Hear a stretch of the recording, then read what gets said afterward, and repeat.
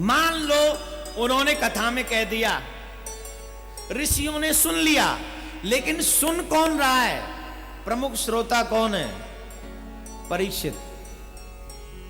परीक्षित, हाँ परीक्षित। बोले कौन सा? बोले जिसकी मृत्यु 7वें दिन है। मैं आपसे कह दूंगा आज से 7वें दिन आपकी मौत होगी, मन लगेगा भोग में? मरने की तो बात छोड़ो, थोड़ा सा बुखार आ जाए, सर दर्द करने लग जाए, भूख की बात तो छोड़ो, वो एवरीडे देखने वाले सीरियल भी अच्छे नहीं लगते। मूवी अरे चलो मूवी देखा मैं, अरे बोले मुझे बुखार आ रहा है, अरे तेरा बाढ़ में गया बुखार, टिकट खराब हो जाएंगे, आओ ना। बोले तुम देखा भैया, क्यों? बोले जब स्वास्थ्य सही नहीं तो मूवी का खाक अच्छी लगेगी, हाँ या ना? थोड़ा सा बुखार आ जाए तो तुम्हें विषय युक्त वो मूवी भी अच्छी नहीं लगती, तो विषय क्या खाक अच्छा लगेगा? और वहां तो राजा परीक्षित को साप लगा है कि 7वें दिन डस लेगा, निश्चित तौर पर मरोगे। तो जिसकी मृत्यु 7वें दिन है वो प्रमुख श्रोता है, क्या वहां पर काम की कथा सुनाई जाएगी? बोले महाराज ये तो बड़ी बड़ी बातें आपने कह दी, फिर हम लोगों को ये काम नजर क्यों आता है? बोले हाँ जी, इसका भी जवाब है हम पे। क्यों नजर आता है? बोले ये कौन है? कलयुग का मच्छर के समान प्राणी है। कलयुग के व्यक्ति की सोच सबसे छोटी होती है। कलयुग का व्यक्ति सबसे बड़ा पापी होता है। कलयुग का व्यक्ति सबसे निकृष्ट होता है। कलयुग के व्यक्ति की उम्र छोटी होती है, और ये पाप छोड़कर पुण्य के बारे में सोचता ही नहीं है। सोचता है? नहीं सोचता। जब भी मैंने शुरुआत में कहा, जब काट के स्त्री पुरुष को देखकर हम दो एक दूसरे में वासना जागृत हो जाती है। कई लोग तो किताबें भी पढ़ते हैं ऐसी गंदी गंदी, जैसे चित्रण कोई देखकर कामुक हो उठते हैं। तो ऐसे कलयुग के निकृष्ट प्राणी क्या भगवान के उस काम विजय लीला को अंडरस्टैंड कर सकते हैं? नहीं कर सकते। तो बोले कब होगा? बोले ये तभी होगा जब हम इस रास पंचाध्यायी को पूर्णतः ये समझ लें कि भगवान न पीता रात्रि शरदोत फुल्य मल्ल कहा विश्रंतुम मनश्चक्रे योग माया मुपाश्रितः। ये किसकी लीला है? बोले ये भगवान की लीला है। फिर भगवान ने ये लीला क्यों की? बोले ये भगवान ने लीला अपने मन को तैयार करके की, गोपियों को दिए हुए वचन को पूर्ण करने के लिए। तारात्रि, वो रात्रि इसलिए उपस्थित हो गई, कृष्ण ने कहा था कि मैं इन्हीं रात्रियों में तुम्हारे साथ रास करूंगा, जो तुम्हारी इच्छा है मैं इन्हीं रात्रियों में तुम्हारी इच्छा को पूर्ण करूंगा। तो वो रात्रि जब एकत्रित हुई तो कृष्ण ने अपना मन बनाया, तैयार किया। भगवान तन को तैयार नहीं करते, भगवान अपने मन को तैयार करते हैं। दुनिया वाले लोग जब कह दूं रहने दूं, जब एक गर्लफ्रेंड बॉयफ्रेंड से, बॉयफ्रेंड गर्लफ्रेंड से, पत्नी पति से, पति पत्नी से मिलने जाते हैं तो मन को तैयार करते हो कि तन को? जोड़ में किसको तैयार करते हो? सुरमा लगा के, बिंदी लगा के, चलिया बना के अयो ना, निदिया उड़ा के, पानी में डुबा के, ऐसे वैसे जइयो ना। है? किसको तैयार करते? तन को। आपका काजल बड़ा अच्छा लग रहा है, मतलब तेरी आंखें अच्छी नहीं लग रही, सिर्फ तेरा काजल अच्छा लग रहा है। अरे बालों में जो फूल लगाए बड़ा अच्छा लग रहा है, मतलब ये तेरे बाल अच्छे नहीं लग रहे, रीछ जैसे लग रहे हैं, पर इनमें जो लग रहा है ना फूल, वो अच्छा लग रहा है। तुम जब अपने प्रिय से मिलने जाते हो तो अपने तन को सजाते हो, और कृष्ण जब अपने प्रेमियों से मिलने जाते हैं तो वो अपने मन को सजा कर जाते हैं। और उन्होंने वहां मन को तैयार किया है, योग माया मुपाश्रितः। कैसे मन को तैयार किया? वीक्षरन्तुम मनश्चक्रे। भगवान ने अपने मन को सुंदर तरीके से तैयार किया। क्यों? बोले आज कामदेव को भी सबक सिखाना है, आज प्रेमियों की भी इच्छा पूरी करनी है, और आज महादेव के सर्पों के मध्य में रहकर भी हमें आज उस कामदेव को परास्त करके संसार को बता देना है कि प्रेम किसको कहते हैं। प्रेम उसको नहीं कहते जो सिर्फ वासना युक्त होता है, प्रेम उसको कहते हैं जो कामना मुक्त होता है। और इसीलिए इस कृष्ण ने अपने मन को तैयार किया, किसके लिए? काम को जीतने के लिए और प्रेमियों के मन को जीतने के लिए। गोपियों के मन को जीतते हैं और कामदेव को जीत लेते हैं। और इसमें मदद कौन करती है उनकी? सर्वेश्वरी श्री राधा।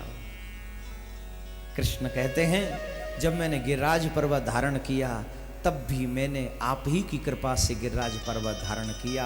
पहले गिरवर धारण कियो अब करिहो रास विहार। अब ये जो रास होगा वो भी सबके मध्य में रास होगा, ये भी आप ही की कृपा से होगा। इसके बगैर ये मेरा आपकी कृपा के बगैर रास नहीं कर सकता। तो वहां भी राधा रानी सर्वेश्वरी श्री वृषभानु दुलारी वृषभानु तनया, जिनकी कृपा से कृष्ण भी रास करते हैं और मन को तैयार करते हैं। सिर्फ प्रेम ही जगत का सार है, इस संसार में और कोई सार नहीं है। इसी भावना को लेकर उद्धव को 6 महीने लग गए। वो चाहते थे कि गोपियों को ज्ञानी बनाकर निकले, पर ना, प्रेमी वो कैसा जो बदल जाए ना, प्रेमी नहीं, वो तो दिखावा है। जो किसी के विचारों से बदल जाए, किसी के बोलने से बदल जाए, किसी के कहने से बदल जाए, वो प्रेमी नहीं हो सकता। वो तो व्यापारी होगा कोई जो नुकसान और फायदे की बात सोचकर प्रेम करता है। प्रेम है ये गोपियां जो उद्धव आता है बदलने, लेकिन उद्धव की बातों से भी बदलती नहीं, उद्धव को ही बदल देती हैं। उद्धव लौट के जाता है तो प्रेमी बनकर जाता है। यह है प्रेम का सार। ऊधो सूधो है गयो सुन गोपिन के बोल, ज्ञान बजाई डुगडुगी प्रेम बजायो। उसके बाद में काल यवन के आगे से श्री कृष्ण रण छोड़कर भाग जाते हैं। क्यों भाग जाते हैं? बोले गौ ब्राह्मण हिताय च। उनका लक्ष्य क्या है? गौ और ब्राह्मण की रक्षा, धर्म की रक्षा। और वहां जरासंध ने ब्राह्मणों को बंदी बना लिया, अगर मेरी विजय नहीं हुई तो मैं तुम्हें मार दूंगा। कृष्ण कहते हैं अगर मेरी विजय होगी तो ब्राह्मण वध होगा। और संसार में 2 हत्याएं बहुत बड़ी हैं, एक गौ हत्या और एक ब्राह्मण हत्या, सबसे बड़ी हत्या। इनके पाप से आपको कोई निवृत्त नहीं कर सकता। इसलिए मेरी जीत में अगर ब्राह्मणों की हत्या हो तो ये उचित नहीं है। कृष्ण ने सोचा क्यों न मेरी हार हो, ब्राह्मणों की जीत हो, ब्राह्मणों के प्राण बच जाएं। और रही बात वीरता की, तो इसको तो कभी भी मार लेंगे, हम नहीं मारेंगे तो किसी से मरवा देंगे, लेकिन ब्राह्मणों को बचाना जरूरी है। इसलिए श्री कृष्ण 18वीं बार जब कालियवन सेनापति बनकर आया तो कृष्ण रण छोड़कर भाग गए और नाम पड़ गया रणछोड़ भगवान। बोलो रणछोड़ भगवान की जय। अब की बार गए थे हम गुजरात में, हमारे सिंह साहब लेकर गए थे हमको दर्शन कराने, बड़े सुंदर दर्शन है। डुब तो बिहारी जी लगते हैं। द्वारका में जाके शकल बदल गई होगी, वहां तो एकदम बढ़िया, क्यों ब्रज का ही माखन खा खा के आए थे ना। मथुरा में भी रहकर ब्रज का माखन सर्व होता था, इधर भी वही शकल है, एकदम ऐसे लगते बड़े सुंदर। तो रणछोड़ भगवान फिर द्वारका में पहुंचे, और द्वारका में जब पहुंचे तो कुंडनपुर के नरेश भीष्मक की बेटी का नाम है रुक्मणी। और रुक्मणी जब बेटी बड़ी हो जाए ना तो पिताजी को चिंता होती है कि बर कैसा मिलेगा, घर कैसा मिलेगा। और जब बेटियां स्वयं ही अपनी मर्जी से बता दें तो पिताजी थोड़े ठीक हो जाते हैं, चलो अपने आप ढूंढ लिया, टेंशन कम हुई। रुक्मणी जी ने पिताजी से कह दिया था देखो हमें तो ये द्वारकाधीश पसंद है। बोले हमें तो पसंद, तुम्हें पसंद है पर वो तुम्हारा भाई नहीं मानता है। बोले न माने उसकी मर्जी। तो उनके पिताजी ने कहा हमारा पूरा आशीर्वाद है पर विरुद्ध हम नहीं जाएंगे उसके। क्यों? बोले जैसे कंस ने अपने पिताजी को बंदी बनाकर राजा बन गया, हम छीन लिया राज, हो सकता है ये भी छीन ले। दुष्टों का संग करने से दुष्ट बनने में देर थोड़ी लगती है। तुम्हें जो करना है करो, हमारा आशीर्वाद पूरा है तुम्हारे साथ, पर चिंता मत करो। क्रम है, ब्राह्मण गए, कन्हैया को संदेश दिया, और संदेश जब मिला तो श्री कृष्ण भी उस पत्र को पढ़कर चले आए। क्यों? ऐसा कभी नहीं होता कि भक्त बुलाए और भगवान बोले हम तो इतने दिनों से बुला रहे हैं फिर क्यों नहीं आए? बोले जरूर तेरे बुलाने में कोई कमी है, वो ना आए ऐसा तो होगा ही नहीं। रुक्मणी को देखा तक नहीं था फिर भी दौड़े चले आए।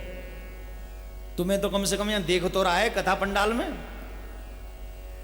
जगन्नाथ तुम्हें देख तो रहे, तो तुम्हारे बुलाने पे क्यों नहीं आएंगे? आएंगे, अवश्य आएंगे, लेकिन बुलाना दिल से जरा दुनिया के आडंबर छोड़कर। छोड़ो जरा आडंबर, भूल जाओ तुम कौन हो, याद करो जगन्नाथ स्वामी कृष्ण द्वारकाधीश को। तो रुक्मणी जी हमारे मध्य में, कन्हैया आ रहे हैं, आप उनका दर्शन करें और थोड़ा सा मन से छल को दूर करें, मन में पवित्रता जागृत करें, और दर्शन करते हुए बैठे बैठे, मैं कहता हूं बैठ के आप लोग खड़े हो जाते हो, खड़े नहीं हो, आप भी रुक्मणी जी की तरह अपने आप को तैयार करें और प्रेम से गाएं।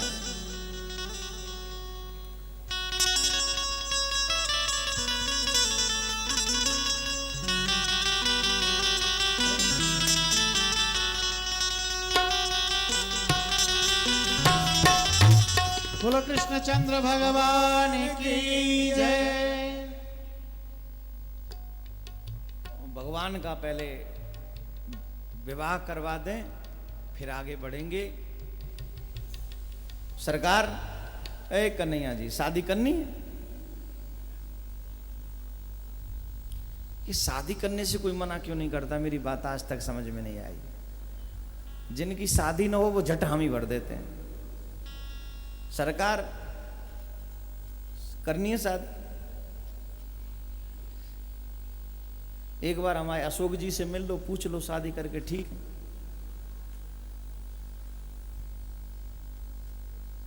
अशोक जी कुछ तो भगवान को कहो। तो भगवान शादी को तैयार है, रुक्मणी जी भी शादी के लिए तैयार हैं, और यही तो है आज पहली बार भगवान रुक्मणी जी को देख रहे हैं।